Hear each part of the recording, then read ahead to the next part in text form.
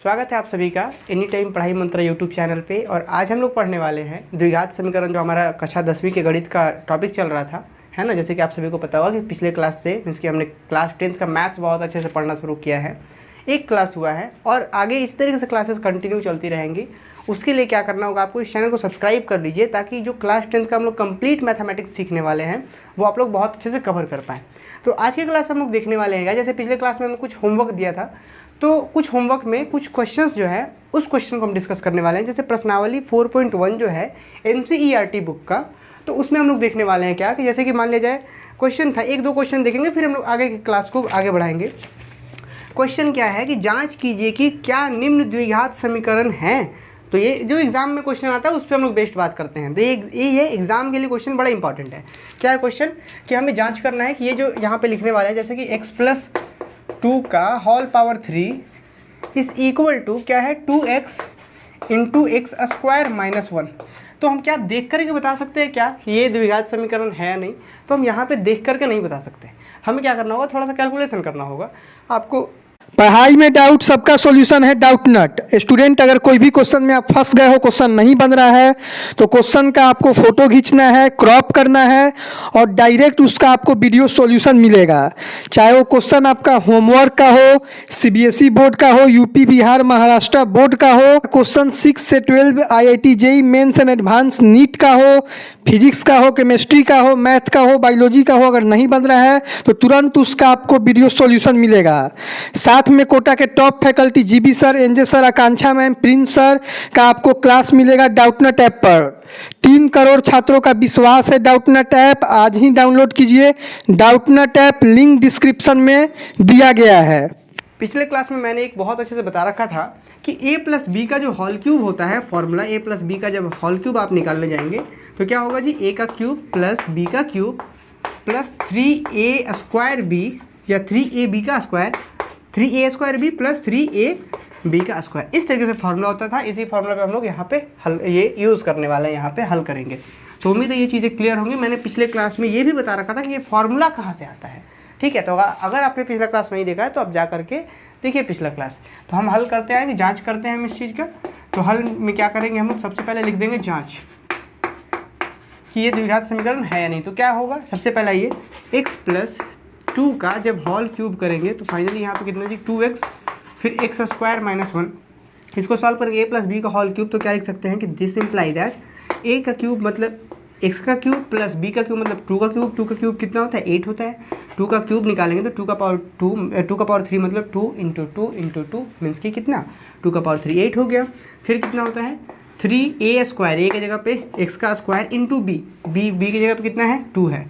तो फाइनली देखेंगे तो 3 × 2 = 6 हो जाएगा। तो फाइनली हम डायरेक्ट लिख देते हैं कितना भाई 6x²। फिर कितना होता है 3ab का स्क्वायर, तो a की जगह पे x है तो a की जगह पे x रख दीजिए, b की जगह b का स्क्वायर होता है तो b का स्क्वायर मतलब 2 का स्क्वायर, तो 2 का स्क्वायर कितना हो गया 4।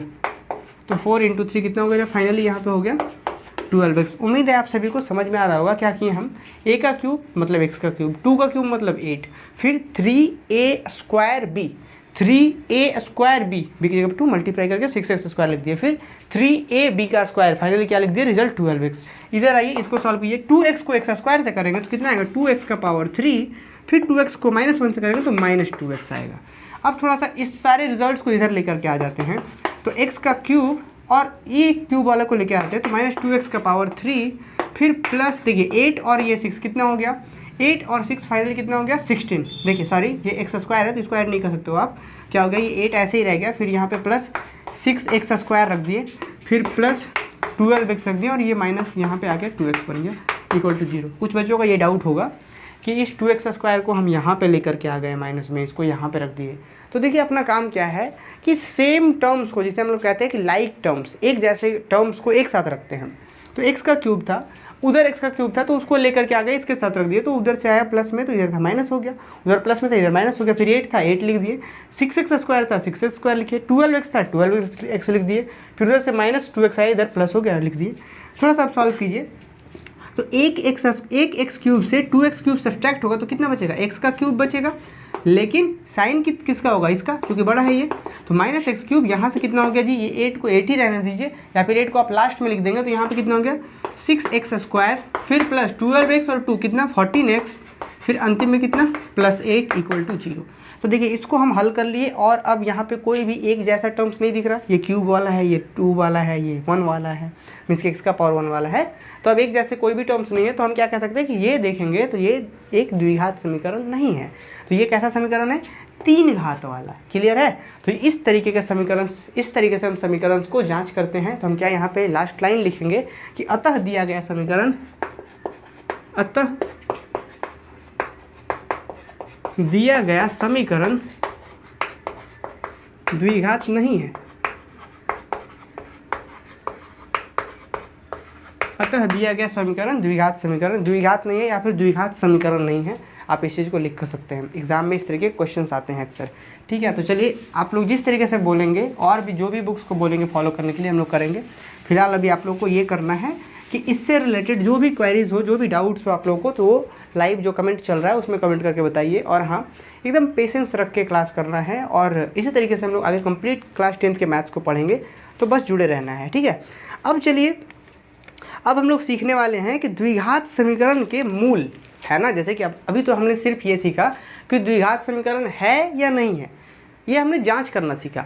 अगर हम ऐसा कह रहे हैं कि अपने पास द्विघात समीकरण दिया हुआ है, तो द्विघात समीकरण को हम अगर हल करना चाह रहे हैं, उसका आंसर्स फाइंड करना चाह रहे हैं, तो कितने टाइप्स के मेथड्स हैं सॉल्यूशंस करने के लिए। तो देखिए सबसे पहला ऐसा कह सकते हैं क्या कि द्विघात समीकरण को हल करना, ये अपना टॉपिक है। सीधा लिखते हैं ना, द्विघात समीकरण को हल करना, समीकरण को हल करना। ये आप लोग भी कॉपी में बहुत अच्छे से नोट करके लिखेंगे। तो द्विघात समीकरण को हल करने का मतलब ये होता है कि जो समीकरण है उसका मूल ज्ञात करना। मूल कहने का मतलब कि x का वैल्यू ज्ञात करना। ठीक है, जैसे कि हम ये बोल दिए कि x² + 2x - 4 = 0, ये एक द्विघात समीकरण है। अब इसको बोल दिया कि इसको आप हल कीजिए। हल करने का मतलब होता है कि मूल ज्ञात करना। मूल ज्ञात करने का मतलब होता है कि x का वैल्यू फाइंड आउट करना। तो x का वैल्यू फाइंड करने का मतलब कि x का आप यहाँ पे वैल्यू फाइंड कीजिए जो इसको सेटिस्फाई करे, मीन्स कि क्या दोनों साइड को बराबर कर दे, तो वो कहलाता है मूल। तो कैसे मूल फाइंड किया जाता है, इस चीज़ के बारे में हम लोग बात करते हैं। देखिए, तो किसी भी द्विघात समीकरण के मूल फाइंड करने के लिए, मूल ज्ञात करने के लिए हमारे पास 3 मेथड है। मूल ज्ञात करने का मतलब क्या कि सॉल्यूशंस हल करने के लिए हमारे पास 3 मेथड्स हैं जो कि आपको क्लास 10th में पढ़ना होगा। पहला मेथड जो होता है वो होता है गुणनखंड विधि। गुणनखंड या खंडन भी बोला जाता है, गुणनखंड भी बोल सकते हैं, गुणनखंड विधि। ये हो गया पहला विधि, गुणनखंड विधि। दूसरा होता है पूर्ण वर्ग विधि, पूर्ण वर्ग विधि। ठीक है, और तीसरा होता है द्विघाती सूत्र, द्विघाती सूत्र। तो ये 3 मेथड्स होते हैं और यही 3 में से अक्सर एग्जाम्स में क्वेश्चंस आते हैं और बड़ा ही इंपॉर्टेंट है, बहुत इजी है। तो आज के क्लास में हम लोग सीखने वाले क्या, जैसे अभी मैंने बताया ना कि अगर आपके पास द्विघात समीकरण होगा तो उसे हल करने के लिए बोल दिया जाएगा। तो हल करने के लिए भी आपके पास 3 मेथड है, गुणनखंड विधि, फिर उससे भी आसान है पूर्ण वर्ग विधि, फिर उससे भी सबसे आसान है द्विघाती सूत्र। तो इससे, और कभी कभी एग्जाम में ये भी बोल दिया जाता है कि गुणनखंड विधि से हल कीजिए, कभी कभी ये भी बोल दिया जाएगा कि पूर्ण वर्ग विधि से हल कीजिए, कभी बोल देगा कि द्विघाती सूत्र से हल कीजिए। तो आइए देखते हैं हम लोग सबसे पहले इस गुणनखंड विधि से कि किसी द्विघात समीकरण को गुणनखंड विधि से कैसे हल करते हैं। तो आप लोग कॉपी में हेडिंग दे दीजिए गुणनखंड विधि, और आज की क्लास में हम लोग सीखने वाले हैं गुणनखंड विधि। तो सबसे पहले एक क्वेश्चंस लिखते हैं, उसी क्वेश्चंस की मदद से हम लोग समझने वाले हैं कि क्या होता है गुणनखंड विधि, कैसे हल किया जाता है गुणनखंड विधि से। तो देखिए एक क्वेश्चन है आपके बुक का, गुणनखंड या गुणनखंडन, इसी चीज़ को गुणनखंडन भी कहते हैं हम लोग, गुणनखंडन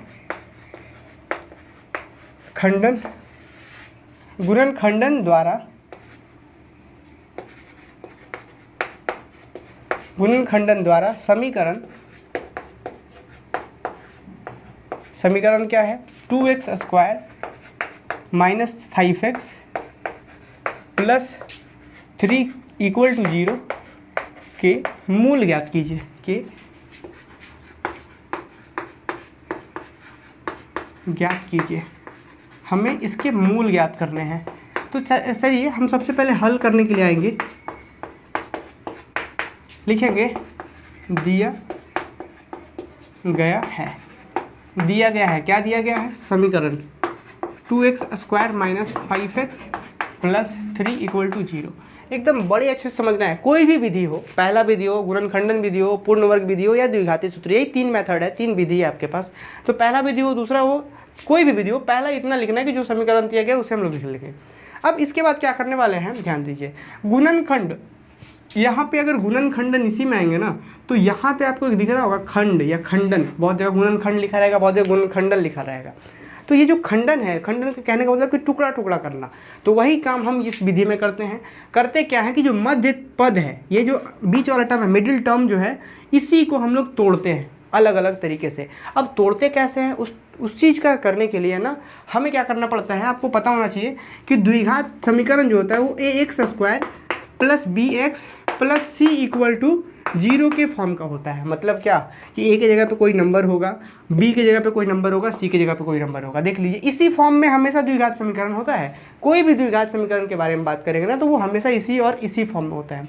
देखिए यहाँ पे x² कोफिशिएंट कितना है 2, कोफिशिएंट मतलब किसका कहते हैं, गुणांक, ठीक है। तो x² का गुणांक कितना है 2, तो देखिए यहाँ पे, तो मतलब कह सकते हैं कि इस द्विघात समीकरण के लिए अगर बात करें तो a का वैल्यू कितना है 2 है, b का वैल्यू कितना है जी -5 है, और c अंतिम वाला कितना है, c है 3। तो इस तरीके से होता है द्विघात समीकरण का व्यापक रूप, जनरल फॉर्म मीन्स की व्यापक रूप, तो ये होता है जनरल फॉर्म, ठीक है। तो चलिए, इस चीज़ से अभी हालांकि मतलब नहीं होता। तो अपने पास जो द्विघात समीकरण होता है उसमें सबसे पहले जो मध्य पद है इसको हम लोग तोड़ने का काम करते हैं, खंडन करने का काम करते हैं। कैसे करेंगे उस चीज़ के लिए ध्यान दीजिए। सबसे पहले क्या कि x² का जो गुणांक में है, मीन्स कि जिसे हम लोग a कहते थे, अभी जो व्यापक रूप हमने बात करा, और जो अंतिम में जिसे हम लोग c कहते थे, तो इसका और इसका आप गुना कीजिए। कितना आ गया, 2 × 3 कितना आ गया 6, ठीक है। हमें क्या करना है, इसको तोड़ना होता है, बीच वाला जो पद है उसे तोड़ना होता है। तो कैसे तोड़ते हैं, उस तोड़ने के लिए हम लोग पहले 2 और 3 का मल्टीप्लाई कर लिए, कितना हो गया 6 हो गया। अब 6 का आप अभाज्य गुणनखंड निकालिए, तो कितना से निकालेंगे, 2 से कितने टाइम्स में, 3 टाइम्स में। अब तो लगेगा नहीं, अब तो ये किसी से 3 से ही लगेगा, तो 1 टाइम्स में तो कोई फर्क पड़ता नहीं है। तो इसलिए क्या हो गया, 6 = कितना हो गया 2 × 3। तो हम फाइनली सिर्फ 2 × 3 को ले लीजिए। अब अपने पास क्या है, ध्यान क्या रखना है, सिर्फ नंबर्स को रखना है। इस -5 को ध्यान रखना है, कितना, -5 को, बताइए। अब -5, अब इस टुकड़ा को देखिए, 2 × 3 लिख सकते हैं, हमें क्या चाहिए था, -5 चाहिए था। आप सोच करके देखिए, आप इस 2 को कैसे यूज़ करें कि इस दोनों को जोड़ने या फिर घटाने से -5 आ जाए। समझ रहे हैं बात, क्या यही क्या किए थे, सबसे पहले समझिए। पहले 2 को 3 के साथ गुना कर लिए, जो रिजल्ट आया उसको क्या कर लिए, हम अभाज्य गुणनखंड निकाल लिए, और अभाज्य गुणनखंड में तो यहाँ पे 2 ही आया। अगर 3 आता तो 3 से करके 2 बनाते, पहले हम क्वेश्चन देखेंगे तो क्लियर होगा।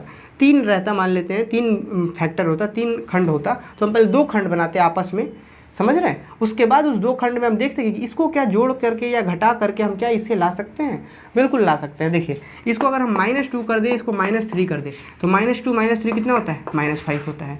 मीन्स कि इस -5 को हम लिख सकते हैं इसके मदद से, कितना, -2 -3। बस इतना सा ही छोटा सा काम होता है, बाकी आप आंसर खुद से ला पाएंगे। तो क्या क्या हमने 2 को 3 से मल्टीप्लाई किए, 6 हो गया, तो यहाँ 6 लिखिए, 6 को तोड़ दिए, 2 भाग में ही तोड़ना है, 2 टुकड़ों में तोड़ना है, तो 2 3 कर दिए। अब इस -5 को हम तोड़ दिए इसी की मदद से, -2 -3 या -3 -2 भी लिख सकते थे। तो अब देखिए, अब क्या करेंगे, दिया गया है, इसको हम क्या लिख सकते हैं, दिस इम्प्लाई दैट 2x², ठीक है, रहने दिए। अब इस -5 के जगह पे माइनस था, माइनस लिख दिए। अभी सॉरी, -5 के जगह पे, इस -5 के जगह पे क्या लिखने वाले हैं, -2 -3, -2 -3, और ये जैसे ही था, आप चाहे तो x आप रख सकते हैं। देखिए कैसे, प्लस ये एज इट इज़ आप प्लस दे सकते हैं, -5 -2, या सॉरी -3 -2, तो आप क्या कर दीजिए, -3 -2, और बाहर में जो x था वो x कर दीजिए। अब बोलेंगे बच्चे कुछ कि ये प्लस कहाँ से आ गया, तो कुछ नहीं कर सकते आप। देखिए यहाँ पे क्या कर सकते हैं, ये जो ऐसा है, आप ऐसा समझ सकते हैं, ये क्या है, -5x है, इस तरीके से। आप वैसे भी जब ब्रैकेट को ओपन करेंगे तो प्लस माइनस -5x होगा, जो क्वेश्चन है वही रह जाएगा, समझ रहे। तो आप ऐसा यहाँ पे कर सकते हैं। क्या हो गया, 2x² था, रहने दिए, प्लस था, ये -3 -2 और ये x था, और यहाँ पे क्या हो गया, +3 हो गया, = 0 हो गया। तो समझना है कि तोड़ कैसे रहा है, हम लोग पहले 2 और 3 को मल्टीप्लाई किए, वो 6 और 6 का अभाज्य गुणनखंड निकाला। ये सिर्फ हमें थोड़ा सा हिंट करता है कि आपको तोड़ना कैसे है, इसे ये हिंट करने का काम करता है। तो 6 2 × 3 था, तो इसके मदद से, इस टुकड़े की मदद से हम इसको तोड़ पाएँ कि -3 -2 या फिर -2 -3, कोई फर्क नहीं पड़ता, -2 -3। देखिए तो माइनस माइनस प्लस होता है, 2 और 3 5, और साइन माइनस का तो -5 तोड़ दिए, बाहर में x था, x रख दिए। अब कितना हो गया जी, 2x², ये कितना हो गया प्लस माइनस माइनस। देखिए अब चाहें तो आप ऐसा कर सकते हैं, क्या भाई -2x हम ओपन कर दे रहे हैं प्लस से, ठीक है, और फिर ये कितना हो गया -3x, और ये कितना हो गया +3 = 0 हो गया। अब ये थोड़ा सा सॉल्व कीजिए। देखिए अब यहाँ से हम लोग कॉमन आउट करते हैं, तो यहाँ पे 2x² है, मतलब कितना है जी 2x × x, x × x² हो जाएगा। तो यहाँ पे 2x × x है और यहाँ पे 2x है। जब आप 2x कॉमन करेंगे तो यहाँ पे क्या बचेगा, सिर्फ x बचेगा, और यहाँ पे क्या बचेगा 1 बचेगा। अब यहाँ पे देखिए, यहाँ पे क्या कॉमन कर सकते हैं, यहाँ पे आप कॉमन कर सकते हैं 3 कॉमन कर सकते हैं। तो जैसे ही -3 कॉमन कर लिए तो यहाँ क्या बचेगा x, और यहाँ पे तो सिर्फ 3 था, हम -3 कॉमन किए तो क्या बचेगा -1। समझ पाए? फिर से एक बार सुनिए। अगर किसी बच्चे को प्रॉब्लम हो रहा होगा तो आप कमेंट करके पूछ सकते हैं। यहाँ पे क्या हुआ, हम लोग क्या किए 2x को कॉमन किए तो यहाँ बचा x, यहाँ बचा -1, यहाँ पे -3 दोनों जगह से कॉमन कर लिए तो यहाँ पे तो -3 था तो बच गया x, लेकिन यहाँ तो -3 था ही नहीं, तो हम क्या -1 बचा। तो अब मल्टीप्लाई कीजिए -3 को -1 से, 3 आ जाएगा। अब देखिए, अब हमारे पास ये एक फैक्टर है, दूसरा ये फैक्टर है। अब हम क्या करते हैं, दोनों फैक्टर में ये x -1 है, तो जैसे ही हम x -1 कॉमन करेंगे तो यहाँ पे क्या बचेगा 2x, और यहाँ पे क्या बचेगा -3 = 0।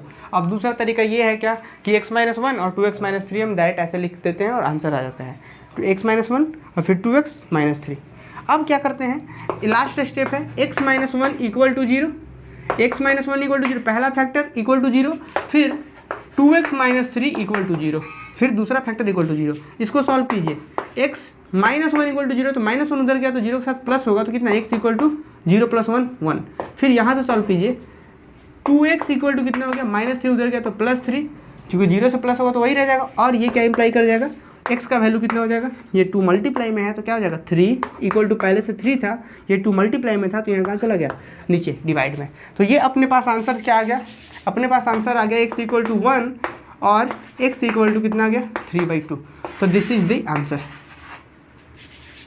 उम्मीद है आप सभी लोगों को ये चीज़ें समझ में आई होगी, और अगर नहीं समझ में आया तो एक बार आप लोग फिर से ट्राई कीजिए। फिर से हम दूसरा क्वेश्चन लेते हैं और उस क्वेश्चन में आप लोगों को इसी चीज़ को समझाने का प्रयास करते हैं, ठीक है। चलिए,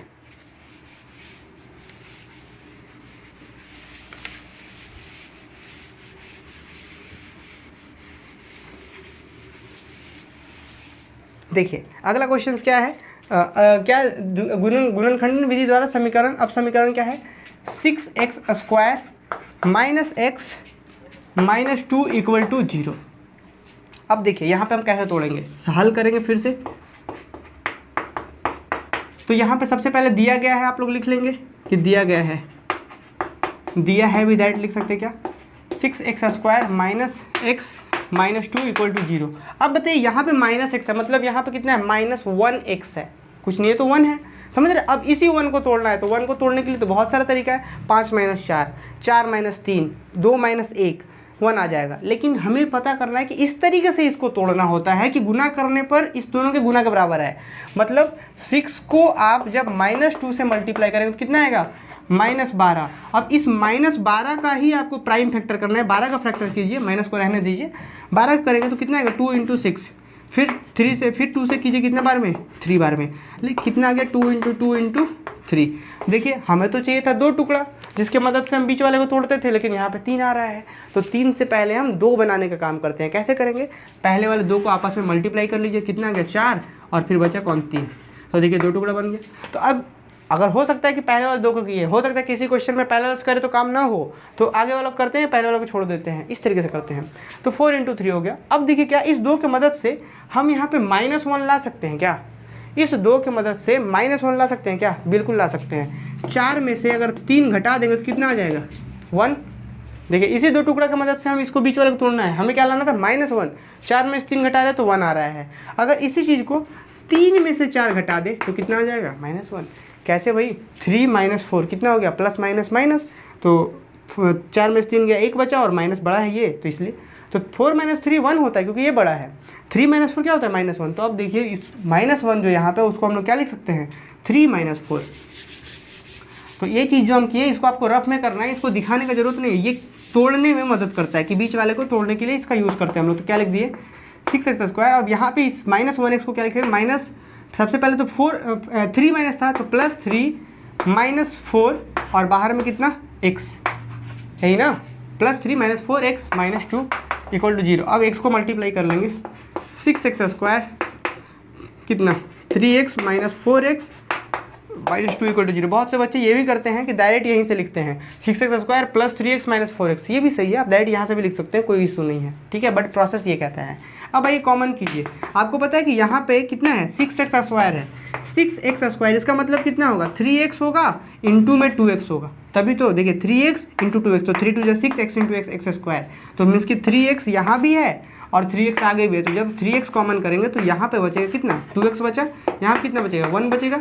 अब यहाँ तो कुछ कॉमन आउट कर लीजिए, तो जैसे ही आप यहाँ से 2 कॉमन करेंगे, -2 कॉमन कर लेंगे, तो -2 यहाँ से कॉमन कर लेंगे तो कितना बचेगा, -2 कॉमन करेंगे, माइनस कॉमन हो गया तो बचेगा प्लस, और प्लस 2 कॉमन हो गया तो बचा होगा 2x, और यहाँ पे तो 2 कॉमन हो गया, माइनस भी कॉमन हो गया तो बचा होगा +1 इक्वल टू 0। तो एक चीज़ नोटिस करेंगे आप लोग कि हर एक बार ये दोनों सेम ही होगा, 2x + 1 यहाँ पे भी वही चीज़ होगा 2x + 1। अगर गलत आ रहा है, अलग अलग आ रहा है, तो आप समझेंगे आपका गलती हो रहा है। तो अब इसके बाद क्या करते हैं जी, 2x + 1 इस वाले में भी है, 2x + 1 इस वाले में भी है, तो दोनों से कॉमन कर लेंगे।